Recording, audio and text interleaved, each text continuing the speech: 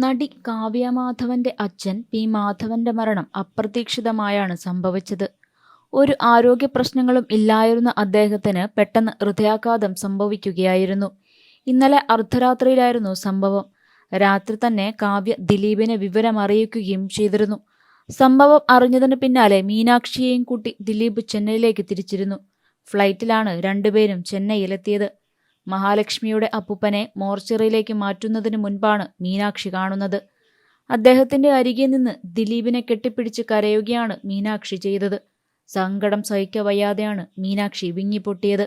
കാവ്യക്കൊപ്പം ചെന്നൈയിലായിരുന്നു മാധവൻ താമസിച്ചിരുന്നത്. മകൾ മഹാലക്ഷ്മിയുടെ പഠനാവശ്യത്തിനായിട്ടാണ് കാവ്യ ചെന്നൈയിലേക്ക് മാറിയത്. മകൾക്ക് കൂട്ടായി എത്തിച്ചേർന്നതാണ് അച്ഛനും അമ്മ ശ്യാമളയും. മോർച്ചറിയിലാണ് മാധവനെ സൂക്ഷിച്ചിരിക്കുന്നത്. കാവ്യയുടെ ചേട്ടനും കുടുംബവും ഓസ്ട്രേലിയയിൽ നിന്നും എത്താൻ വേണ്ടി കാത്തിരിക്കുകയാണ്. കൊച്ചിയിലായിരിക്കും അദ്ദേഹത്തിന്റെ സംസ്കാരം നടത്തുക. ബാലതാരമായി സിനിമയിൽ തുടക്കം കുറിച്ച കാവ്യ പിന്നീട് നായികയായി മാറുകയായിരുന്നു.